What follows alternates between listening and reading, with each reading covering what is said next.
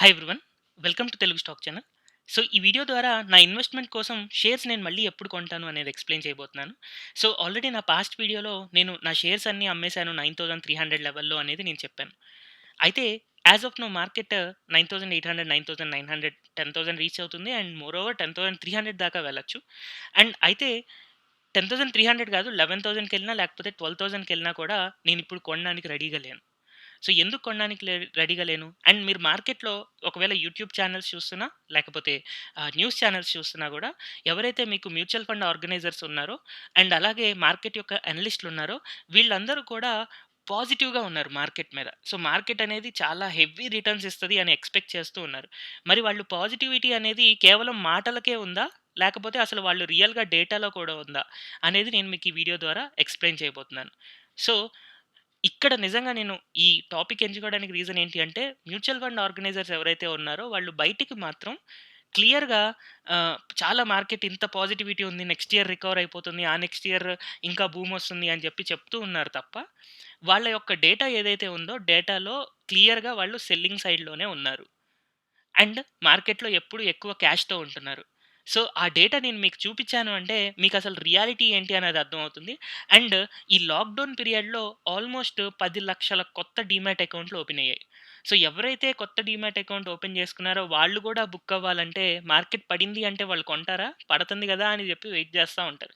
పెరిగితేనే కొంటారు. So, mostly నాకు తెలిసి నేను అనుకోవడం ఏంటి అంటే, మార్కెట్ ఎందుకు పెరుగుతుంది అంటే, ఫ్రెష్ సెట్ ఆఫ్ ఇన్వెస్టర్స్ ఎవరైతే ఉన్నారో వాళ్ళందరినీ మేబీ కొంతకాలం వరకు బుక్ చేయడం కోసం ప్రెజెంట్ మార్కెట్ ర్యాలీ అనేది వస్తూ ఉండొచ్చు అని నేను ఎక్స్‌పెక్ట్ చేస్తూ ఉన్నాననమాట.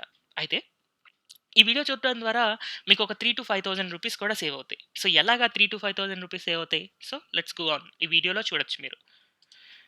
ఎప్పుడైనా సరే నేనొక అసెట్ కొనాలి అని అనుకుంటే, దాని వెనకాల ఒక ఫండమెంటల్ రీజన్ ఉండాలి. సో, ఆ ఫండమెంటల్ రీజన్ ఏంటంటే, buy an asset when no one wants.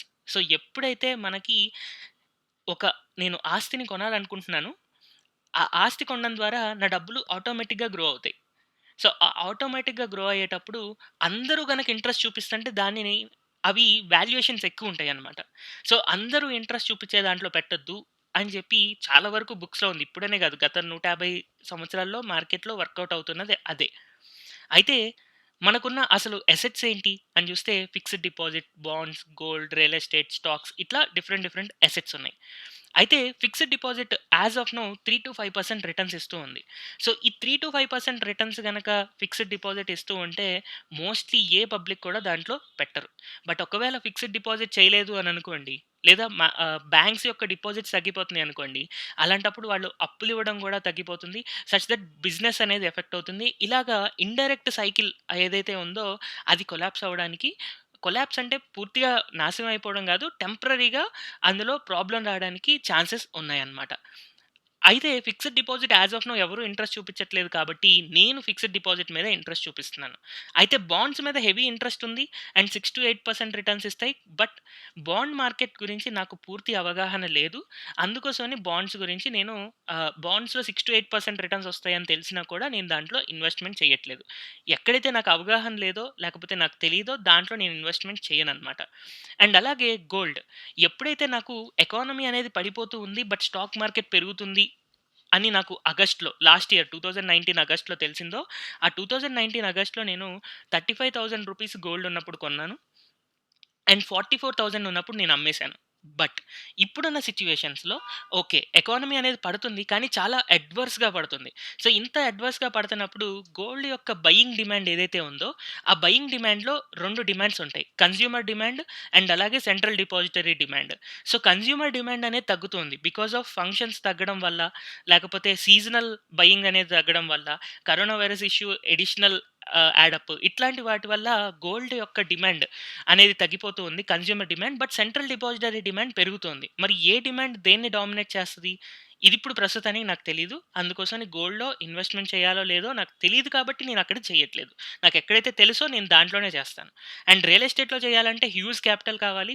అంత హ్యూజ్ క్యాపిటల్ నా దగ్గర లేదు. సో, రియల్ ఎస్టేట్‌లో కూడా చేయట్లేదు. And stocks as of now highly over valued. Even జాన్యురీలో ఉన్నదానికంటే ఇప్పుడు ఇంకా ఎక్కువ ఓవర్ వాల్యుయేషన్స్‌లో ఉన్నాయి. సో, అందుకోసమని స్టాక్స్ కూడా నేను ఇన్వెస్ట్ చేయట్లేదు. సో, జాన్యురీలో ఉన్న పీ/ఈలు గనక ఒకవేళ మారుతి సుజుకిది జాన్యురీలో ఉన్న పీ/ఈ ఏ 20 ఉంటే ఇప్పుడు 30 ఉంది. జాన్యురీలో 5,700 ప్రైస్ ఉంది. ఇప్పుడు కూడా 5,700 ప్రైస్ ఉంది. కానీ ఎర్నింగ్స్ ఎంత పడిపోయాయి? సో, ఇంత ఎర్నింగ్స్ పడిపోయినప్పుడు మరి పీ/ఈ అనేది చాలా ఎక్కువుంటుంది. లైక్ అప్పుడు 20 ఉంటే ఇప్పుడు 30 ఉంటది. సో, 20లో ఉన్నప్పుడే నేను కొనని వాడిని 30లో ఉన్నప్పుడు ఎందుకు కొంటాను? అండ్ నేను ఈ పీ/ఈస్ చూస్తున్నప్పుడు యూట్యూబ్‌లో వీడియోస్‌లో ఉన్న మ్యూచువల్ ఫండ్ ఆర్గనైజర్స్ ఎవరైతే ఉన్నారో వాళ్ళందరూ కూడా ఇప్పుడు పీ/ఈస్ అనేది చూసుకోవద్దు. వాల్యుయేషన్స్ చూసుకోవద్దు. సో, ఆహ్, మేబీ ఫ్యూచర్ గ్రోత్ చూసుకోండి అని చెప్పి చెప్తూ ఉన్నారు. నాకు ఇన్‌ఫాక్ట్ ఫ్యూచర్ గ్రోత్ అనేది వాళ్ళు చెప్పినంత భూమి కనిపించట్లేదు. అండ్ ఇప్పుడు హైలీ ఓవర్ వాల్యూడ్ ఉన్నాయి. మరి వాళ్ళు బయటికైతే మాత్రం ఫ్యూచర్ వాల్యుయేషన్స్ చూసుకోవద్దు అని చెప్తున్నారు. బట్ ఇంటర్నల్ డేటా ఏంటి? కాసేపట్లో నేను మీకు ఎక్స్‌ప్లెయిన్ చేస్తాను. తర్వాత ఇప్పుడు ఇందాక నేను ఎక్స్‌ప్లెయిన్ చేసినట్టు ఒక అసెట్ మనం ఎప్పుడు కొనాలి అంటే ఎవరికీ వద్దు అని అనుకున్న టైంలో కొనాలి. కానీ ఇప్పుడు స్టాక్ మార్కెట్‌లో అందరికీ కావాలి స్టాక్స్. సో, లాక్‌డౌన్‌లో ఉన్నప్పుడు బయటికెళ్ళి ఎవరు బిజినెస్ చేయట్లేదు కాబట్టి అందరూ కూడా స్టాక్ మార్కెట్‌లోనే ఎర్న్ చేయాలని అనుకుంటున్నారు. సో, ఎవరి మనీ డంప్ అవుతుంది స్టాక్ మార్కెట్‌లోకి? ప్యూర్‌గా పబ్లిక్ మనీయే ఎక్కువగా డంప్ అవుతూ ఉంది. ఆ డంప్ అవ్వడం కోసం ఎక్కువ క్రియేట్ చేస్తూ ఉన్నారనమాట. మనకి మార్కెట్ అనేది పైకి వెళ్ళేలాగా. సచ్ థట్ ఈ రైజ్ అనేది ఎప్పటిదాకా ఉండొచ్చు? 1 మంత్ ఉండొచ్చు, 2 మంత్స్ ఉండొచ్చు, 3 మంత్స్ ఉండొచ్చు. బట్ ఎక్కువ కాలం మానిప్యులేట్ చేయలేరు. అందుకోసమని మార్కెట్స్ నేను మళ్ళీ పడతాయి అని ఎక్స్‌పెక్ట్ చేస్తూ ఉన్నాను. అయితే మరి ఎప్పుడు నేను ఎంటర్ అవుతాను? సో, నేనెప్పుడు ఎంటర్ అవుతానంటే మార్కెట్‌లో లెస్ లిక్విడిటీ ఉన్నప్పుడు. సో, ఈ లెస్ లిక్విడిటీ అన్నదాన్ని నేను ఎలా ఎక్స్‌ప్లెయిన్ చేస్తానంటే, నాకు బయర్స్ చాలా తక్కువ కనిపించాలి మార్కెట్‌లో. బట్ ఇప్పుడు బయర్స్ చాలా ఎక్కువున్నారు. సెల్లర్స్ తక్కువున్నారు. సో, అందుకోసమని నాకు ఆ లెస్ లిక్విడిటీ సిట్యుయేషన్ ఇప్పుడు లేదు. బట్ ఇన్ ఫ్యూచర్ నాకెప్పుడైతే బయర్స్ చాలా తక్కువ కనపడతారో, స్టాక్ మార్కెట్ నుంచి చాలామంది పబ్లిక్ మేము నష్టపోయాము అని చెప్పి వెనక్కెళ్ళిపోతూ ఉంటారో, అలాంటప్పుడు నేను ఎంటర్ అవ్వాలి అని అనుకుంటాను. తర్వాత నో పాజిటివ్ న్యూస్ అరౌండ్. ఇప్పుడు యాక్చువల్‌గా ఎకానమీ అనేది క్లియర్‌గా పడతంది. కానీ మరి స్టాక్ మార్కెట్ ఎందుకు పెరుగుతుంది? రోజు రోజు ఏదో ఒక పాజిటివ్ న్యూస్. సో, రేపు వ్యాక్సిన్ రావచ్చేమో. వచ్చింది అని కాదు న్యూసు రావచ్చేమో అనే న్యూస్. తర్వాత కంపెనీ రిజల్ట్స్ 1 ఇయర్ తర్వాత బాగా రావచ్చేమో. సో, ఇవన్నీ వస్తాయి అని కాన్ఫిడెంట్‌గా కూడా ఎవరు చెప్పట్లే. 1 ఇయర్‌లో గనుక కరోనా వైరస్ వ్యాక్సిన్ వస్తే మేబీ ఆ తర్వాత రావచ్చేమో. ఆ ఏమో అన్న దాంట్లోనే ఒక హోప్ క్రియేట్ చేస్తూ positive news day by day ఏదో ఒక పాజిటివ్ న్యూస్ వస్తూ ఉంది. ఆ day by day positive news వల్ల ప్రెజెంట్ మార్కెట్ అయితే పెరుగుతుంది. ఎకానమీ డౌన్ అవుతుంది. సో, ఎకానమీ డౌన్ అవుతున్నప్పుడు నేను పెట్టను. ఆగస్ట్ 2019లో నేను అదే జెప్పాను. జాన్యురీ 2018లో అదే జెప్పాను. జాన్యురీ 2018లో ఎకానమీ పడుతుంది. నేను ఇన్వెస్ట్ చేయలేదు. తర్వాత మార్కెట్స్ పడ్డాక ఇన్వెస్ట్ చేసుకున్నాను. సచ్ థట్ కొంతవరకు ప్రాఫిట్ గెయిన్ జేసి ఎగ్జిట్ అయ్యాను. ఆగస్ట్ 2019లో స్టాక్స్‌లో ఇన్వెస్ట్ చేయడం కరెక్ట్ కాదని జెప్పా. గోల్డ్‌లో ఇన్వెస్ట్ చేసుకున్నా. గోల్డ్‌లో ఇన్వెస్ట్ చేసిన తర్వాత అది పెరిగింది. ఎగ్జిట్ అయిపోయా. అండ్ ఇప్పుడు గూడా అలాంటి సిట్యుయేషనే కనపడుతుంది. సో, మేబీ నేను రాంగ్ అవ్వచ్చు. కానీ నాకైతే ఎకానమీ పడిపోతున్నప్పుడు నేనైతే ఇన్వెస్ట్‌మెంట్ మాత్రం చేయను. సో, ప్రస్తుతానికి ఎకానమీ పడుతుంది. నెగెటివ్ న్యూస్ ఉండాలి. బట్ పాజిటివ్ న్యూస్ తీసుకొస్తున్నారు. సో, ఈ పాజిటివ్ న్యూస్ ఉన్నంత కాలం నేను కొనను. వన్స్ ఆ పాజిటివ్ న్యూస్ ఎరోడ్ అయిపోయిన తర్వాత అప్పుడు నేను బై చేయడానికి ట్రై చేసుకుంటాను. తర్వాత లెస్ ఇంట్రెస్ట్ ఇన్ పబ్లిక్. ఇప్పుడు నాకు తెలిసి పబ్లిక్‌కి చాలా ఇంట్రెస్ట్ ఉంది స్టాక్ మార్కెట్ మీద. ఒక్కసారి యూట్యూబ్ ఛానెల్‌లో మీరు చూసే వీడియో యొక్క వ్యూస్ చూడండి. సో, అసలు నా ఛానెల్ నేను చూసుకుంటేనే ఒకప్పుడు నేనొక వీడియో పోస్ట్ చేస్తే మేబీ 200, 300 ఆర్ 500 మెంబర్స్ చూసేవాళ్ళు. ఒక వీడియోకి నాకు వ్యూస్ ఉండేవి. But as of now 5000 views ఉంటున్నాయి. Maybe because of quality of content లేదా పబ్లిసిటీ అని అయ్యుండొచ్చు. కానీ 10 times increase. Just in matter of 2 months నాకు 10 టైమ్స్ గ్రోతొచ్చింది. సో, ఇలా 10 టైమ్స్ గ్రోతొచ్చింది అంటే ఆబ్వియస్‌గా నా సైడ్ నుంచి కాకుండా మీ సైడ్ నుంచి కూడా అంటే పబ్లిక్‌లో కూడా స్టాక్ మార్కెట్ మీద చాలా క్రేజ్ పెరిగిపోయింది. ఇంత క్రేజ్ ఉన్నప్పుడు నేనైతే కొనను. నాకు లెస్ క్రేజ్ కావాలి. మార్కెట్‌లో ఎక్కువ మంది దాని మీద ఇంట్రెస్ట్ చూపించకూడదు. బట్ ఆల్రెడీ చాలా మంది హెవీ ఇంట్రెస్ట్ చూపిస్తున్నారు. ఎప్పుడు మరి చూపిచ్చారు పబ్లిక్? నష్టపోయిన తర్వాత. సో, ఎప్పుడు నష్టపోతారు? No one knows. బట్ నేను ఆ టైం కోసం వెయిట్ చేస్తాను. యాస్ ఆఫ్ నౌ నేను క్యాష్‌లోనే ఉండడానికి ఎక్కువ ట్రై చేస్తాను. And when there is no brand value. As of now valuations ప్రకారం చూసుకుంటే high PEs and high PBs ఉన్నాయి. మరి హై పీ/ఈస్, హై పీ/బీస్ ఎందుకొస్తాయి? హైలీ క్రియేటెడ్ బ్రాండ్ వాల్యూ వల్ల. సో, ఇంత బ్రాండ్ వాల్యూ వస్తే ఆబ్వియస్‌గా ఎప్పటికైనా డిస్కౌంట్ అవ్వాలి. సో, ఇప్పుడున్న హై బ్రాండ్ వాల్యూలో నేను కొనను. వాటి బ్రాండ్ వాల్యూస్ అనేవి తగ్గిపోయి ఆ వాల్యుయేషన్స్ లెస్ అయిన తర్వాత మాత్రమే నేను బై చేసుకుంటాను. Next when there is reliable future. నాకు నెక్స్ట్ కమింగ్ 1 ఆర్ 2 ఇయర్స్‌లో రిలయబుల్ ఫ్యూచర్ అనేది కనిపించట్లేదు. ఎందుకంటే చాలా మంది మైగ్రెంట్ వర్కర్స్ వెళ్ళిపోయారు. వాళ్ళు వెళ్ళేటప్పుడు ఇంప్రాపర్ లాక్‌డౌన్ వల్ల చాలా స్ట్రగుల్ అవుతూ వెళ్లారు. నెక్స్ట్ 1 ఆర్ 2 ఇయర్స్‌లో వాళ్ళు ఎంతవరకు తిరిగొస్తారు మళ్ళీ ఇన్‌ఫ్రాస్ట్రక్చర్ వర్క్స్ కోసం అవ్వచ్చు, లేకపోతే వేరే ఏదైనా వర్క్స్ అయ్యుండొచ్చు. ఎంతమంది మైగ్రెంట్ వర్కర్స్ తిరిగొస్తారు? అండ్ వర్క్ ఫ్రమ్ హోమ్ అనేది ఎంత ఎఫిషియంట్‌గా ఉంటుంది? అండ్ అలాగే ఫ్యూచర్‌లో ఇంకొక ప్రాబ్లమ్ ఉంది. బిగ్గెస్ట్ ప్రాబ్లమ్ కాసేపట్లో నేను చెప్తాను. ఆ బిగ్గెస్ట్ ప్రాబ్లము ఇండస్ట్రీ ఎలా ఇంపాక్ట్ చేసుకోగలదు అనేది కూడా నాకున్న డౌట్ వల్ల నేను ఆహ్, రిలయబుల్ ఫ్యూచర్ లేక నేను ప్రస్తుతానికి దాంట్లో ఇన్వెస్ట్‌మెంట్ చేయడానికి రెడీగా లేను. అండ్ ప్రెజెంట్ వర్స్ట్‌గా ఉండాలి. రిలయబుల్ ఫ్యూచర్ ఉండాలి. బట్ యాస్ ఆఫ్ నౌ ప్రెజెంట్‌కి కావాల్సిన వర్స్ట్ అనేది ఇంకా రాలేదనే అనుకుంటున్నా. ఎందుకంటే లాక్‌డౌన్ అనేది ఇప్పుడే తీసేశారు. తీసేసిన తర్వాత మనకి క్లియర్‌గా పెరుగుతుంది. అండ్ లాక్‌డౌన్ ఉన్నప్పుడు కూడా కేసెస్ పెరుగుతున్నాయి. లాక్‌డౌన్ తీసేసిన తర్వాత ఇంకా ఫాస్ట్‌గా పెరుగుతున్నాయి. ఇంకెంత ఫాస్ట్‌గా పెరగబోతుంది? ఆ వర్స్ట్ అనేది ఇంకా రాలేదు అని నేను అనుకుంటున్నాను. సో, ఆ వర్స్ట్ వచ్చిన తర్వాత మళ్ళీ రిలయబుల్ ఫ్యూచర్ నాకు కనిపించిన తర్వాత then I will go for it. So, next is every analyst optimistic on stock market. So, ప్రతి అనలిస్ట్ ఎవరైతే ఉన్నారో వాళ్ళు స్టాక్ మార్కెట్ మీద మరి ఆప్టిమిస్టిక్‌గా ఉన్నారా? మనకైతే చెప్తున్నారు కదా! స్టాక్ మార్కెట్ ఫ్యూచర్‌లో 1 ఇయర్ తర్వాత ఈ ఒక్క ఇయర్ రిటర్న్స్ వదిలేసేయండి. నెక్స్ట్ ఇయర్ నుంచి మార్కెట్స్ బాగా పెరిగిపోతాయి. చాలా బాగా గ్రోత్ వచ్చేస్తది. 15,000, 20,000కి ఎళ్తది అని అనుకుంటున్నారు గదా! మరి 15,000, 20,000కి ఎళ్తది అని అనుకుంటున్నప్పుడు మరి వాళ్ళు కొంటున్నారా స్టాక్స్? సో, బయటికైతే చెప్తున్నారు. బట్ స్టాక్స్ కొంటున్నారా? లేకపోతే క్యాష్‌లో ఉంటున్నారా? సో, వాళ్ళు కూడా నాలాగే క్యాష్‌లో ఉండి బయటికి మాత్రం కొనండి అని చెప్పారనుకోండి. అది ఎంతవరకు కరెక్టో మీకే తెలియాలి. రైట్? సో, ఒకసారి వాళ్ళ డేటా చూద్దాం. అయితే బిఫోర్ గోయింగ్ టు డేటా అసలు ఈ వీడియో చేయడం వెనకాల నాకు లైక్ రకరకాల రీజన్స్ ఉన్నాయి. అండ్ నేను ఒక చిన్న ఆహ్, న్యూస్ చూపిస్తాను మీకు. Yes. So, few days back నేను 'రామ్‌దేవ్ అగర్వాల్‌ది' ఒక వీడియో నా Telegram channel 'wealth stocks broadcast' ఛానల్‌లో నేను షేర్ చేశాను. సో, 'రామ్‌దేవ్ అగర్వాల్' వచ్చేసి మనకి MD and chairman of 'Motilal Oswal' అనమాట. సో, 'మోతిలాల్ ఓస్వాల్‌కి' సంబంధించిన బిజినెసెస్ అండ్ మ్యూచువల్ ఫండ్స్ వీళ్ళు ఎవరైతే ఉన్నారో వాటి యొక్క చైర్మన్. సో, ఈ చైర్మన్ ఏదైతే ఉన్నారో 100% స్టాక్స్‌లో ఉన్నాను. నేనేం క్యాష్ పెట్టుకోలేదు. నేను ఎప్పుడు కూడా మార్కెట్‌ని బుల్ సైడ్‌లోనే చూస్తా ఉంటాను అని చెప్తూ ఉన్నారు. అయితే మరి ఈ 'మోతిలాల్ ఓస్వాల్' అసలు ఆర్గనైజేషన్ ఏం జేస్తుంది? And before going to 'Motilal Oswal' organization ఏం జేస్తుంది అనేది చూడడం కంటే ముందు గూడా, తను చెప్పిన పాయింట్స్ అన్నీ గూడా ఒక 45 మినిట్స్ వీడియో ఉంది. ఆ 45 మినిట్స్ వీడియోలో ఉన్న నేను హైలైట్స్ అనేది నేనిక్కడ నా గ్రూప్‌లో రాసాననమాట. సో, ఆ గ్రూప్‌లో ఏంటంటే యూజువల్‌గా ఎప్పుడైనా ఒక రెసెషన్ వచ్చింది అని అనుకోండి, మార్కెట్స్ పడిపోతాయి. సో, మార్కెట్స్ పడిన తర్వాత ఒక సెక్టార్ అనేది కొలాప్స్ అయిపోయి నెక్స్ట్ ఇంకొక సెక్టర్ అనేది గ్రో అవుతూ ఉంటుంది. అయితే ఈ రెసెషన్‌లో మరి బ్యాంకింగ్ గాని, ఫినాన్షియల్ సెక్టార్స్ ఏమైనా కొలాప్స్ అయిపోయి నెక్స్ట్ వేరే ఏదన్నా లీడింగ్ సెక్టార్ వస్తదా అంటే లేదు. బ్యాంకింగ్ అండ్ ఫినాన్స్ సెక్టార్సే ఫ్యూచర్‌లో బాగా ఉంటాయి అని అంటున్నారు. కానీ short term like short term అంటే అతని దృష్టిలో 1-2 ఇయర్స్. నెక్స్ట్ 1-2 ఇయర్స్ మాత్రం ఫినాన్స్ సెక్టార్ అనేది చాలా స్ట్రగుల్ అవుతుంది అని అనుకుంటున్నారు.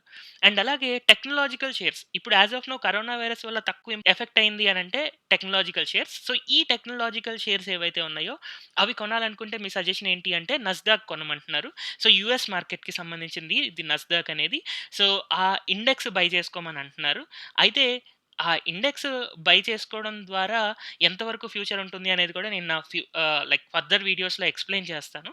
బట్ అది ఒక మంచి ఐడియా. చాలా మంచి ఐడియా నస్డాక్‌ని బై చేసుకోవడం అనేది. అండ్ అలాగే ఫార్మా ఒకవేళ ఫార్మా బూమొస్తుంది అని అంటున్నారు గదా! వస్తదా అని అడిగితే లేదు ఫార్మాకి ఛాన్స్ లేదు. జస్ట్ 1 ఆర్ 2 ఇయర్స్ వరకు ఈ కరోనా వైరస్ వల్ల ఏదైనా పాజిటివిటీ కనిపించొచ్చు. బట్ ఫార్మా అనేది ఒక బిగ్ బుల్ ట్రెండ్‌గా ఎమర్జ్ అవ్వకపోవచ్చు అని చెప్పారనమాట. అండ్ అలాగే telecom. So, next big thing is telecom అని అంటున్నారు. మేబీ నాకు కూడా టెలికాం నెక్స్ట్ బిగ్ థింగ్ అనే అనిపిస్తూ ఉంది. అండ్ అలాగే అంతకుముందు యాక్చువల్‌గా టెలికాంని అందరూ అండర్ ఎస్టిమేట్ చేశారు. సచ్ థట్ ఇప్పుడు బాగా పెరగొచ్చు అని చెప్పి అనుకుంటూ ఉన్నారు. అండ్ అతను చెప్పిన ఎక్స్‌ప్లనేషన్ విన్న తర్వాతే నాకు కూడా టెలికాం మీద చాలా మంచి పాజిటివ్ ఒపీనియన్ వచ్చిందనమాట. అండ్ టెలికాం ఇండస్ట్రీ మీద నేను ఎక్కువ రీసెర్చ్ చేశా. సో, ఇప్పుడు ఆ టెలికాం ఇండస్ట్రీ మీద నేను రీసెర్చ్ చేసిన తర్వాత నాకు తెలిసింది ఏంటి అంటే యాస్ ఆఫ్ నౌ మనకి ఒక జీబీ ఆఫ్ ఇంటర్నెట్ 3.5 రూపీస్‌కి ఇస్తున్నారు. But near future maybe in 1 month లేదా 2 మంత్స్ లేదా 3 మంత్స్‌లో ఆ GB of internet 1 GB of ఇంటర్నెట్‌ని 20 రూపీస్ నుంచి 35 రూపీస్ వరకు అమ్మేలాగా మన ప్లాన్స్ అనేవి చేంజ్ అవ్వబోతున్నాయి. సో, యాస్ ఆఫ్ నౌ మీరు అదే మంత్‌కి 200 రూపీస్ రీచార్జ్ చేస్తంటే అది జియో అవ్వచ్చు, భారతీ ఎయిర్టెల్ అవ్వచ్చు, ఐడియా వోడాఫోన్ అయ్యుండొచ్చు, బీఎస్ఎన్ఎల్ అవ్వచ్చు. 200 రూపీస్ రీచార్జ్ చేసే కాస్ట్ కాస్త 500 రూపీస్ దాకా వెళ్ళొచ్చు. సో, ఎప్పుడైతే మీకు రూ. 200 కాస్ట్ కాస్త రూ. 500 దాకా వెళ్తుందో, అలాంటప్పుడు మీరు ఇయర్‌కి ఒకవేళ రూ. 200 ఇప్పుడు రీచార్జ్ చేస్తుంటే మంత్‌కి, ఇయర్‌కి ఏమవుతుందంటే మీకు ఆహ్, రూ. 2400 అవుతుంది. అండ్ ఒకవేళ రూ. 500 మీరు రీచార్జ్ చేయాల్సొస్తే, ఆ రూ. 500 రీచార్జ్‌కి మీకు ఎంతవుతుంది? 6000 దాకా అవుతుంది. సో, డైరెక్ట్‌గా ఒక రూ. 3600 మీకు సేవ్ అవుతాయి. ఈ రూ. 500 అనేది బేస్ రేట్, నేను మినిమమ్ చెప్తున్నాను. బట్ అంతకంటే ఎక్కువ కూడా అవ్వచ్చు మంత్లీ రీచార్జ్ అనేది. ఎప్పుడైతే మీకు 1 జీబీ ఆఫ్ ఇంటర్నెట్ అనేది రూ. 20-35 కాస్ట్ అవుతుందో, అలాంటప్పుడు మీకు 2400తో రీచార్జ్ చేసేది కాస్త ఆల్మోస్ట్ 6000 దాకా అవ్వచ్చు. సో, దానికోసం నేనిందాక మీకు వీడియో స్టార్టింగ్‌లో చెప్పాను గదా! ఈ వీడియో ద్వారా మీకు ఒక 3000-5000 సేవ్ అవ్వచ్చు అని. సో, ఎలా సేవ్ చేసుకుంటారంటే 1 ఇయర్ కోసం రీచార్జ్ చేసేసేయండి మీ మొబైల్‌ని. 1 ఇయర్ రీచార్జ్ చేయడం ద్వారా మీకు నష్టపోయేదేం లేదు. ఒకవేళ నేను చెప్పిన రూల్ గనక రాలేదు అని అనుకోండి, నో ప్రాబ్లమ్. మీకు స్టిల్ 1 ఇయర్‌కి రీచార్జ్ చేస్తున్నప్పుడు ఒక 5%-10% డిస్కౌంట్‌లోనే మీకు వాళ్ళు ఆఫర్ చేస్తూ ఉంటారు. బట్ ఒకవేళ నేను చెప్పినట్టు ఆ 1 జీబీ ఆఫ్ డేటా అనేది గనక రూ. 20 నుంచి రూ. 35 దాకా గనక మారిస్తే, అలాంటప్పుడు మీ ఫోన్ కాస్ట్, మొబైల్ కాస్ట్ అనేది చాలా చాలా చాలా పెరగబోతుంది. Such that telecom industries like మనకి భారతీ ఎయిర్టెల్, రిలయన్స్ జియో అండ్ అలాగే ఆహ్ ఐడియా, వోడాఫోన్ ఇవన్నీ బెనిఫిట్ అవ్వబోతున్నాయి. బట్ ఆ బెనిఫిట్ కూడా కేవలం వాళ్ళు ప్రాఫిట్స్ ఎంజాయ్ చేయడం కోసం కాదు. వాళ్ళకి ఆల్రెడీ హెవీ డెబ్ట్స్ ఉన్నాయి. సో, ఆ అప్పుల్ని తీర్చుకోవడం కోసం ఇలాగ స్ట్రాటజికల్‌గా మూవ్ అవ్వాల్సొస్తుందే తప్ప, హెవీ ప్రాఫిట్స్ ఈ సిట్యుయేషన్‌ని యూజ్ చేసుకొని ప్రాఫిట్‌లు సంపాదిద్దాం అని కాదు. వాళ్ళ డెబ్ట్స్ క్లియర్ చేసుకోవడం కోసం. అండ్ ఇది టెంపరరీ. మేబీ ఒక 2 ఇయర్స్ వరకు మాత్రమే ఈ రేట్స్ అనేది కంటిన్యూ అవ్వచ్చు. సచ్ థట్ తర్వాత తగ్గొచ్చు అని చెప్పి అనుకుంటూ ఉన్నారు. అయితే నేను చెప్పింది జరగకపోవడానికి కూడా కొంతవరకు ఛాన్స్ ఉంది. ఎందుకంటే CCI, competition commission of India ఏంటంటే, వాళ్ళు దీన్ని చాలా అపోజ్ చేస్తున్నారు. లైక్ ఇంత హెవీ చార్జ్ పెట్టడం అనేది మనకి కరెక్ట్ కాదు అని చెప్పి అపోజ్ చేస్తూ ఉన్నారు. బట్ అది జరుగుతుందా లేదా అనేది డౌట్, కానీ మనం better safe side win win సిట్యుయేషన్‌లో ఉండడం కోసం 1 ఇయర్ కోసం రీచార్జ్ చేసామనుకోండి, మనకొక 5% 10% డిస్కౌంట్‌లో వచ్చేస్తది. సో, అది అక్కడ మనం విన్ అయినట్టే. అండ్ సెకండ్ థింగ్, ఒకవేళ రేట్లు గనక పెంచితే అప్పుడు కూడా మనకి డబ్బులు అనేది సేవ్ అయినట్టే. సో, ఇప్పుడు టెలికాం సెక్టార్‌లో యాస్ ఆఫ్ నౌ మనకి వీళ్ళకైతే మంచి గ్రోత్ ఉండడానికి పాసిబిలిటీ ఉంది. డెబ్ట్ క్లియర్ చేసుకోవడానికి కొంచెం పాసిబిలిటీ ఉంది. సో, టెలికాంలో మనం bullish side ఉండొచ్చనమాట.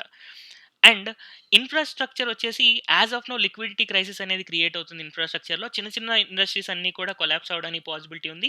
Only high players మాత్రమే సస్టైన్ అయ్యి వాళ్ళలోనే గ్రోత్ వస్తుంది అని చెప్పి ఎక్స్‌పెక్ట్ చేస్తున్నారు. ఇది కూడా ఒక వాలిడ్ రీజన్ అనమాట. సో, ఇలాగ రామ్‌దేవ్ అగర్వాల్ కంప్లీట్‌గా బుల్లిష్ సైడ్ ఉన్నాడు. నస్డాక్ కొనమంటున్నారు, ఫార్మా టెంపరరీగా కొనమంటున్నారు, telecom is very good buy చేయమంటున్నారు, ఇన్‌ఫ్రా కొనమంటున్నారు. సో, ప్రతీదీ కొనమంటున్నారు. బట్ యాక్చువల్‌గా మోతీలాల్ ఓస్వాల్ యొక్క మ్యూచువల్ ఫండ్ ఏం చేస్తుంది?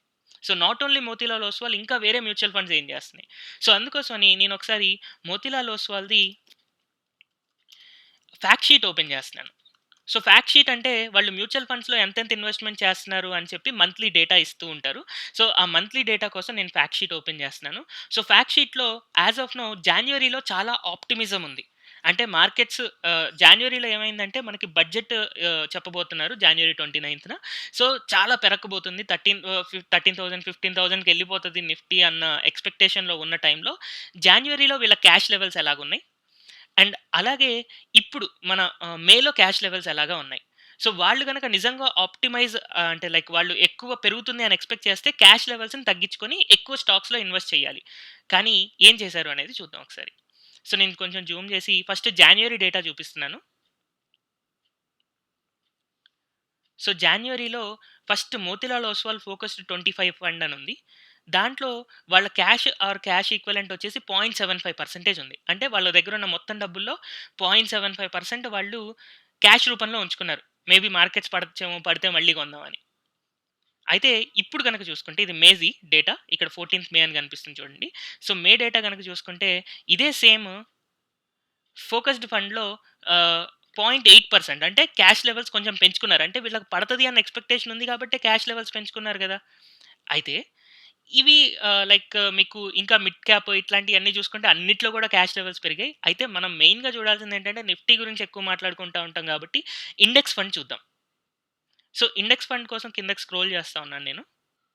యెస్. సో, ఇక్కడ Motilal Oswal Nifty 50 index fund అనేదుంది. సో, నిఫ్టీ 50 ఇండెక్స్ ఫండ్‌లో నాకిది జాన్యురీ డేటా. జాన్యురీలో క్యాష్ ఈక్వివలెంట్ -0.36 అంటున్నారు. సో, లైక్ అసలు క్యాష్‌లో లేరు వీళ్ళు. ఇంకా సమ్ డెబ్ట్ దాంట్లో ఇన్వెస్ట్ చేసి ఉండడం ఏదో ఉంది. మైనస్ నెగెటివ్‌లో చూపిస్తున్నారు. ఎప్పుడిది? జాన్యురీలో. బట్ ఇప్పుడున్న సిట్యుయేషన్ ఎలా ఉంది? సో, ఇప్పుడు ఆహ్, యెస్. సో, ఇది నాకు Motilal Oswal Nifty 50 index fund. ఇది 14థ్ మే. సో, మేలో గనక చూస్తే 1.7% క్యాష్‌లో ఉన్నారు. సో, జాన్యురీలో వాళ్ళు నిజంగా బయటికి కూడా ఆప్టిమైజ్ అంటే లైక్ పెరుగుతది అన్న ఎక్స్‌పెక్టేషన్స్‌తో ఉన్నారు. అండ్ వాళ్ళు చేయడం కూడా పెరుగుతది అన్నట్టే ఇన్వెస్ట్ చేశారు. కానీ ఇప్పుడు బయటికి మాత్రం పెరుగుతది అని చెప్తున్నారు. కానీ క్యాష్‌లో ఉంటున్నారు. సో, మరి వాళ్ళు చెప్పేదొకటుంది బయటికి, లోపల చేసేది ఇంకొకటుంది. సో, మోతిలాల్ ఓస్వాల్ ఇండెక్స్ ఫండ్‌ది డేటా చూసాం గదా! సో, వాళ్ళు క్యాష్ లెవెల్స్ పెంచుకుంటూ ఉన్నారు. సో, ఓన్లీ మోతిలాల్ ఓస్వాలే చూడడానికి ఇంకొక మ్యూచువల్ ఫండ్ గూడా చూద్దాం. Let us say SBI mutual fund fact sheets చూద్దాం. So, SBI mutual fund fact sheet. వీళ్ళది కూడా ఇండెక్స్ ఫండ్‌లో ఎలా ఉంది అనేది చూద్దాం. కేవలం ఇండెక్స్ ఫండే గాదు, అన్నిట్లో గూడా వీళ్ళు క్యాష్ లెవెల్స్ పెరిగాయి. బట్ నేను ప్రాక్టికల్‌గా మీకు చూపిస్తే మీకు క్లియర్ సినారియో అనేది అర్థమవుతుంది అని చూపిస్తున్నాను. సో, ఈక్విటీ సెలెక్ట్ చేసుకొని లైక్ మనకి ఇండెక్స్ ఫండ్ కావాలి. ఆహ్, లేదా బ్లూ చిప్ ఫండ్ అన్నా గూడా మనకి సేమ్ ఒస్తుంది. సో, ఇండెక్స్ ఫండ్ ఇక్కడ నాకు కనిపించట్లేదు. So, let us take blue chip fund. So, 2020 year and నాకు మే మంత్ లేదా ఫస్ట్ జాన్యురీ మంత్ తీసుకుందాం. జాన్యురీ మంత్ కంటే వాళ్ళ క్యాష్ లెవెల్స్ పెరిగాయా లేదా చూద్దాం. సో, బ్లూ చిప్ ఫండ్ యొక్క యాహ్! ఇక్కడ నాకు కనపడుతుంది క్యాష్ అండ్ క్యాష్ ఈక్వివలెంట్స్ ఆహ్, 4.40%. సో, అప్పట్లో వాళ్ళు 4.40% క్యాష్ అండ్ క్యాష్ ఈక్వివలెంట్స్‌లో ఉన్నారు జాన్యురీలో. అండ్ ఇప్పుడు సిట్యుయేషన్ గనక చూసుకుంటే మే సిట్యుయేషన్ సబ్మిట్. So, download. ఇప్పుడు 4.92లో ఉన్నారు. అంటే మార్కెట్ 12,000 ఉన్నప్పుడు 4.4% క్యాష్ పెట్టుకున్న వాళ్ళు, మరి 9,000కొచ్చినా గూడా ఎందుకు 4.92% క్యాష్ పెట్టుకున్నారు? అంటే మార్కెట్ పడతది అని ఇంకా ఎక్స్‌పెక్టేషన్‌లో ఉన్నారు వీళ్ళకి. అంటే డౌట్ ఉంది ఇంకా పడతది అని జెప్పి. బట్ బయటికి చెప్పడం మాత్రం yes, this is the booming market. ఫ్యూచర్‌లో బాగా పెరుగుతుంది. లైక్ ప్రస్తుతానికి పీ/ఈలు, పీ/బీలు పట్టించుకోవద్దు. ఇవన్నీ చెప్తా ఉంటారు. బట్ ఇంటర్నల్‌గా జరిగేది ఏంటయ్యా అంటే వాళ్ళు క్యాష్‌లోనే ఉంటున్నారు. సో, నేను మేబీ వాళ్ళలాగా ఎవ్రీ మంత్ ఫండ్స్ యాడ్ చేయలేను. సో, అందుకోసమని నేను 100% అమ్మేసుకుంటున్నాను.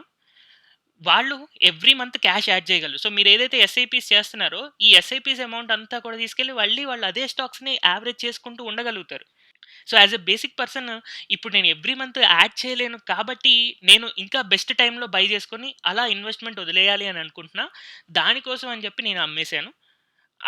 అండ్ మోర్ ఓవర్ ఎప్పుడు పడతది? రేపు పడతదా? ఎల్లుండి పడతదా? లేకపోతే 1 మంత్‌లో పడతదా? 3 మంత్స్‌లో పడతదా అనేది నాకు క్లియర్‌గా ఐడియా లేదు. సో, ఆ క్లియర్‌గా ఐడియా లేదు కాబట్టి నేను జస్ట్ వెయిట్ చేస్తా అండ్ ఫిక్స్డ్ డిపాజిట్ చేసుకుంటా. నా డబ్బులు కొంతలో కొంత పెరుగుతూ ఉంటాయి. ఆ కొంత పెరిగిన తర్వాత మార్కెట్స్ పడిన తర్వాత లేదా ఫెయిర్ వాల్యుయేషన్స్ వచ్చిన తర్వాత లేదా నేను ఇందాక చెప్పిన ఆ 5 పాయింట్స్ ఏవైతే ఉన్నాయో పబ్లిక్ యొక్క ఇంట్రెస్ట్ పోయిన తర్వాతో, లేకపోతే మార్కెట్‌లో లిక్విడిటీ తగ్గిన తర్వాతో, లేకపోతే మార్కెట్‌లో నాకు క్లియర్ ఫ్యూచర్ గ్రోత్ లేదా మంచి వాల్యుయేషన్స్‌లో దొరుకుతున్నప్పుడు, ఇలాంటి రీజన్స్ నాకు ఉన్నప్పుడు మాత్రమే నేను బై చేసుకుంటా తప్ప, నిఫ్టీ 9,500 ఎళ్ళింది, 9,800 ఎళ్ళింది, 10,300 ఎళ్ళింది, 12,000 ఎళ్ళింది. దిస్ ఈస్ డజంట్ మ్యాటర్ నాకు. నేను పర్టిక్యులర్ ఏదైతే ఇన్వెస్ట్‌మెంట్ చేద్దాం అనుకుంటున్నానో, ఆ స్టాక్స్ నాకు ఫెయిర్‌లీ వాల్యూడ్ అండ్ మంచి ఇన్వెస్ట్‌మెంట్స్ అని అనిపిచ్చాలి. అప్పుడే నేను ఇన్వెస్ట్‌మెంట్ చేస్తాను. బట్ ఇప్పుడున్న నాకు సిట్యుయేషన్‌లో నాకు అవుట్‌పుట్ ఏది కనిపించట్లేదు. ఏ ఇండస్ట్రీ గూడా సరిగ్గా పెర్ఫార్మ్ చేయట్లేదు. ఏ ఇండస్ట్రీ సరిగ్గా పెర్ఫార్మ్ చేయనప్పుడు మరి ఎందుకు నేను ఇన్వెస్ట్‌మెంట్ చేయాలి? అండ్ సెకండ్ థింగ్ ఇందాక నేను telecom industries will be biggest booming sector అని చెప్పాను. యెస్, అవ్వచ్చు. కానీ ఇక్కడ ఒక ప్రాబ్లమ్ ఉంది. ఎంతమంది దగ్గర డ్యూయల్ సిమ్ ఫోన్స్ ఉన్నాయి? సో, డ్యూయల్ సిమ్ ఫోన్ ఉన్నప్పుడు ఇప్పుడు నాకు సపోజ్ నేను 2 సిమ్ ఫోన్‌లలో 200, 200 రీచార్జ్ చేయగలుగుతాను అనుకుందాం ఈరోజు. బట్ రేపటి రోజున రూ. 500 అయినప్పుడు దాంట్లో 500, 500 చేయగలుగుతానా? సో, ఇప్పుడు యూజువల్‌గా ఏం జరుగుతుందంటే అందరికీ కూడా ఒక డ్యూయల్ సిమ్‌లో సెకండ్ సిమ్ అనేది రిలయన్స్ జియో కింద ఉంటుంది మోస్ట్‌లీ. మరి రిలయన్స్ జియోని రీచార్జ్ చేస్తారా? లేకపోతే ఫస్ట్ సిమ్ ఉన్న వేరే ఏదైనా నెట్వర్క్‌ని రీచార్జ్ చేస్తారా? అదే రూ. 500 పెట్టి. సో, ఇది డౌట్ కదా! సో, అందుకని ఏ టెలికామ్ సెక్టార్‌కి మరి విన్ విన్ సిట్యుయేషన్ కనిపించట్లేదు నాకు. సో, నాకు ఆ క్లారిటీ లేదు కాబట్టి నేను ఇప్పుడే జంప్ అయిపోను టెలికామ్ సెక్టార్‌లోకి కూడా. నాకు క్లారిటీ కనిపించాలి. ఆ బిజినెస్ మోడల్ ఏంటి అనేది క్లియర్‌గా అర్థం అవ్వాలి. అర్థమైన తర్వాత మాత్రమే నేను ఇన్వెస్ట్‌మెంట్ చేస్తాను. సో, ఆ అర్థం కావట్లేదు కాబట్టి నేను వెయిట్ చేస్తాను. నేను దాని గురించి ఇంకా స్టడీ చేస్తూ ఉంటాను. చదువుతూ ఉంటాను. అర్థం చేసుకోవడానికి ట్రై చేస్తూ ఉంటాను. నాకెప్పుడైనా అర్థమైంది, యెస్ ఇది కరెక్టు అని అనుకున్న తర్వాత ఇన్వెస్ట్‌మెంట్ చేస్తాను. అండ్ అలాగే ఒకసారి మీకు గనక ఇంటర్నెట్ చార్జెస్ అనేవి పెరిగాయనుకోండి, సోషల్ మీడియా హెవీగా ఎఫెక్ట్ అవుతుంది. సో, ఇప్పుడు మనం ఎంతమంది like Facebook, Instagram, TikTok like మీరొకసారి మీ ఫోన్ డేటా గనక ఓపెన్ చేసి దేనికోసం ఎంత యూజ్ చేశారని చూస్తే, సోషల్ మీడియా కోసం దగ్గర దగ్గరగా 70% యూజ్ చేస్తున్నారు. సో, ఈ ప్రొడక్టివిటీ వర్క్ చాలా తక్కువ జరుగుతూ ఉంది. సో, మొబైల్ డేటా అనేది మరి అంతగానో సోషల్ మీడియాకి వాడుతున్నప్పుడు, ఒకవేళ ఎప్పుడైతే మీకు డేటా స్పీడ్స్ అనేవి డేటా చార్జెస్ అనేవి ఇంత బాగా పెరిగిపోతాయో, మరి అలాంటప్పుడు సోషల్ మీడియాకి సంబంధించిన ఈ గేమింగ్, యానిమేషన్స్ లేకపోతే యాప్స్ ఇలాంటి బిజినెస్‌లన్నీ దెబ్బతింటాయి గదా! మరి దానికి సంబంధించిన ఫాల్ అనేది గూడా మార్కెట్ తీసుకురావాలిగా. సో, మరి అలాగా డిఫరెంట్, డిఫరెంట్ ఫ్యాక్టర్స్ ఉన్నాయి. ఇంకా స్టిల్ అన్‌సర్టెనిటీ అనేదుంది. రేట్లు పెంచడం అనేది ఇమ్మీడియేట్‌గా పెంచితే ఒక సెక్టార్‌కి పాజిటివ్ అవ్వచ్చు గానీ, అటువైపు 10 సెక్టార్‌లు నష్టపోతున్నాయి.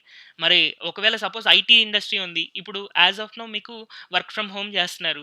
వర్క్ ఫ్రమ్ హోమ్ జేస్తున్నప్పుడు మీకందరూ గూడా బ్రాడ్‌బ్యాండే వాడతా ఉంటారు గదా! సో, ఆ బ్రాడ్‌బ్యాండ్ కాస్ట్‌లు ఎప్పుడైతే మీకు 5 టైమ్స్ పెరగబోతున్నాయో, అలాంటప్పుడు కంపెనీ అనేదే బేర్ జేయాలిగా మరి అది ఫ్యూచర్‌లో. మీరైతే మీ ఓన్ లేదా మీరన్నా మీ ఓన్ పాకెట్‌లో నుంచి బేర్ జేయాలి. అట్లాంటప్పుడు చాలా తక్కువ ఇంటర్నెట్ వాడడానికి ట్రై జేస్తూ ఉంటారు. చాలా కన్జర్వేటివ్‌గా ఉండడానికి ట్రై జేస్తా ఉంటారు. మరి ఈ ఎఫెక్ట్ అంతా కూడా టెలికామ్ ఇండస్ట్రీస్ ఎలా సర్వైవ్ అవ్వగలుగుతాయి? ఇంకా క్లారిటీ లేదు. ఒకవేళ సరే క్లారిటీ లేదు నాకు చీప్‌గా దొరుకుతుంది అంటే కొనుక్కోవచ్చు. మరి క్లారిటీ లేకుండా కాస్ట్‌లీగా దొరుకుతుంది. కొనాల్సిన అవసరం ఏంటి? ప్రస్తుతానికైతే నాకేం కనిపించట్లేదు. బట్ ఇన్ ఫ్యూచర్ మాత్రం ఆబ్వియస్‌గా టెలికామ్ సెక్టార్ విల్ సర్వైవ్ చాలా బాగా పెరుగుతది. బట్ ఇప్పుడున్న అన్‌సర్టెనిటీస్‌కి నాకు ఆన్సర్స్ దొరకాలి. నాకు ఆన్సర్స్ దొరకంది నేను ఇన్వెస్ట్ చేయను. ఒకవేళ మీకు ఆన్సర్స్ దొరికాయి, ఇంకా గ్రోత్ కనిపిస్తుంది అని అనుకుంటే మీరు దాంట్లో ఇన్వెస్ట్ చేసుకోవచ్చు. సో, మీరు చేయాల్సిందేంటి అంటే ఏదన్నా ఒక స్టాక్‌లో ఇన్వెస్ట్ చేయాలి అని అనుకుంటే ఫస్ట్ ఆ స్టాక్స్‌లో ఉన్న లేదా ఆ సెక్టార్‌లో ఉన్న అన్‌సర్టెనిటీస్ ఏంటి? ఆ అన్‌సర్టెనిటీస్‌కి మీకు గనక ఆన్సర్స్ దొరికాయి. యెస్. ఇవి పెద్ద ప్రాబ్లమ్స్ ఏం కాదు. ఖచ్చితంగా ఫ్యూచర్ నాది పెరుగుతది అని అనుకుంటే అలాంటప్పుడు ఇన్వెస్ట్‌మెంట్‌కెళ్ళొచ్చు. యాస్ ఆఫ్ నౌ నాకు అట్లాంటి సిట్యుయేషన్ కనిపించట్లేదు. నాకున్న రీసెర్చ్ మేబీ నా నాలెడ్జ్ తక్కువై ఉండొచ్చు. అందుకని నాకు కనిపించకపోయి ఉండొచ్చు. బట్ స్టిల్ నా డబ్బులు మాత్రం నేను పోగొట్టుకోవాలనుకోవట్లే. ఫ్రీ క్యాష్ ఉండడం వల్ల నాకు పోయిందేం లేదు. జస్ట్ నేను బ్యాంక్‌లో పెట్టుకుంటా. ఫిక్స్డ్ డిపాజిట్ వచ్చేది తీసుకుంటూ ఉంటా. బట్ స్టాక్స్‌లో పెడితే మేబీ పోవచ్చేమో అన్న భయంతో నేను యాస్ ఆఫ్ నౌ ఇన్వెస్ట్‌మెంట్ చేయట్లేదు. అండ్ కేవలం భయం ఎందుకు అంటే పాస్ట్ డేటా చూసుకున్నా, లేకపోతే ఇలాంటి మ్యూచువల్ ఫండ్స్ డేటా చూసుకున్నా, ఎక్కడ చూసినా గూడా అందరూ గూడా బయటికి ఈవెన్ దో ఆప్టిమిజం కనిపిస్తున్నా, బట్ వాళ్ళ యాక్షన్స్‌లో మాత్రం పెసిమిజమే కనపడుతుంది. ఎవరి దగ్గర ప్యూర్ ఆప్టిమిజం ఉంది అంటే పబ్లికే. పబ్లికే కొత్త కొత్త డీమ్యాట్ అకౌంట్‌లు ఓపెన్ చేస్తున్నారు. కొంటూ ఉన్నారు. బ్యాంక్స్ కొంటున్నారు. ఎన్‌బీఎఫ్‌సీస్ ఇంకా కొంటున్నారు. వాళ్ళెంత రియల్ ప్రాబ్లమ్‌లో ఉన్నారు అనేది మనకు ఫ్యూచర్‌లో అర్థమవుతుంది. రియాలిటీ అర్థమైన తర్వాత again there might be market fall.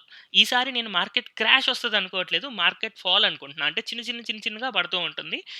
పెరిగేటప్పుడు మాత్రం ఫాస్ట్‌గా పెరుగుద్ది. ఎందుకంటే ఇంత భయం ఉన్నప్పుడు మరి ఆ భయాన్ని డామినేట్ చేయాలంటే గ్రీడ్ రావాలంటే ఫాస్ట్‌గా పెరిగితేనే గ్రీడ్ వస్తది. స్లోగా పెరిగితే గ్రీడ్ రాదు. అంటే స్లోగా పెరుగుతుంది ఒక్క రోజులో పడతదిలే అన్నట్టుంటారు. కానీ ఫాస్ట్‌గా పెరుగుతుందనుకోండి మేబీ ఆపర్చునిటీ మిస్ అవుతుందేమో అని జంప్ అవుతారు.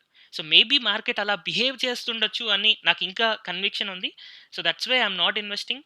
నేను చెప్పిన సిట్యుయేషన్స్ నాకు కనిపించిన రోజున నేను ఇన్వెస్ట్ చేస్తాను. So, thank you everyone for watching this video.